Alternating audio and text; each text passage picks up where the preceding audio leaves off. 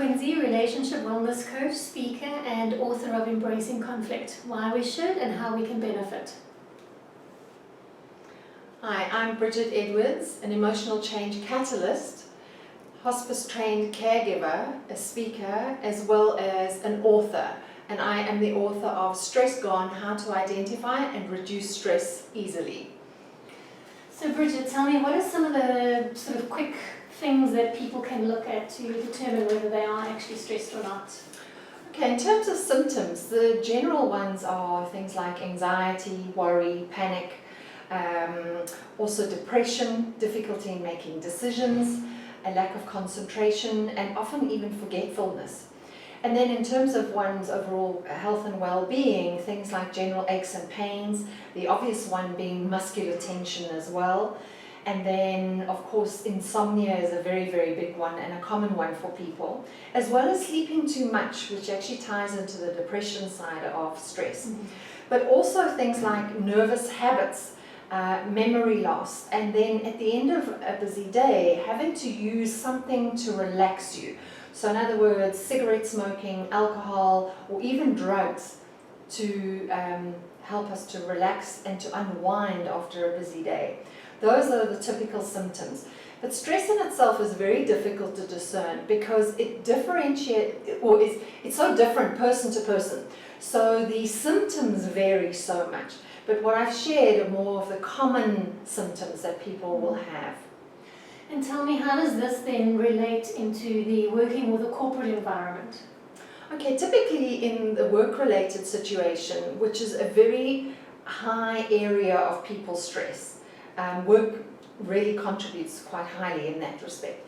But things like poor concentration, the lack of performance, feeling tired, feeling fatigued easily as well, make a big difference.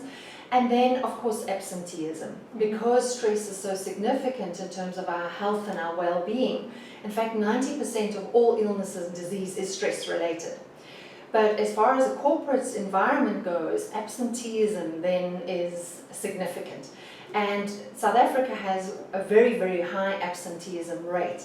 And this is costing corporate South Africa on average 19 billion rands per annum in terms of absenteeism cost to the company. But South Africa, significantly too, is the second most stressed country in the world according to a Bloomberg study. And that is because we have external factors that will stress us. And even though we're looking at stress in the work environment, things that are happening outside of that space do have a significant impact on us, particularly things like crime and corruption, unemployment, which then fuels the crime and corruption side of it. That does impact us. And then, of course, living in a big city like Johannesburg, where traffic is a huge problem, we're stressed before we even get into the work. Yeah. So then what would be some of the benefits of learning to manage your stress?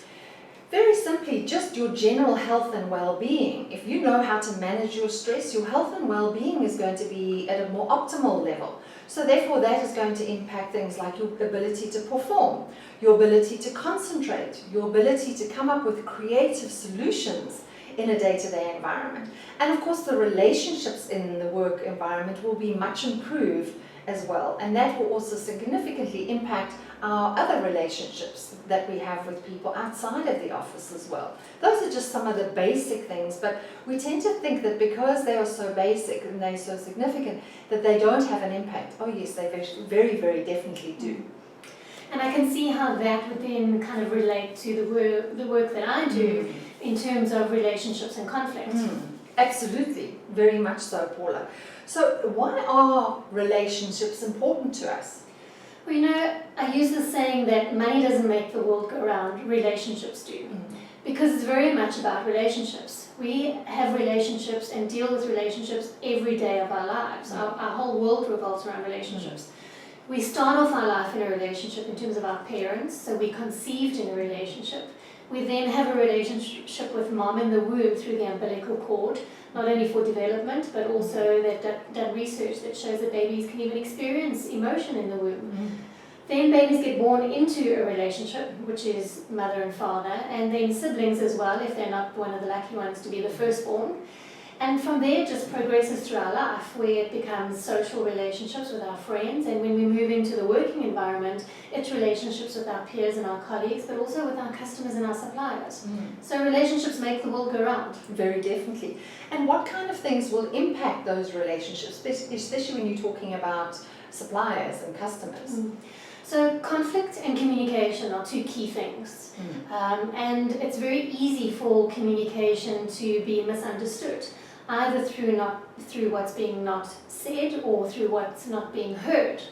And communication can also be misconstrued through the number of values of each unique individual. For example, cultural beliefs, spiritual beliefs, value systems, and all of that is shaped in our upbringing through our childhood. Yes, and of course there's so many different aspects of that come into the workplace. So what are some of the key factors that can help sustain healthy relationships? So key is emotional intelligence or self-awareness. The higher your self-awareness or emotional intelligence, the better your relationships will be. First of all with self, because you'll understand why you think the way you do, why you do the things that you do, why you react the way that you do. And some of those things have been preconditioned during our upbringing, but they may not necessarily serve us positively anymore. So all the internal work that we do from a self-growth and self-development point of view is emotional intelligence or self-awareness. And how we then portray that outwards is now called social intelligence, and how that impacts everybody that comes across our path on a day-to-day basis. And I can definitely see that if there's a disconnect within those relationships, there's going to be a lot of stress. This is where I love the way how our individual work has such a wonderful crossover. Absolutely, because when relationships are in conflict, they're in a distressed state. Yes. So conflict and stress actually go hand in hand. Absolutely, and the one fuels the other too. For sure. Yeah. Thank you, Paula. Thank you.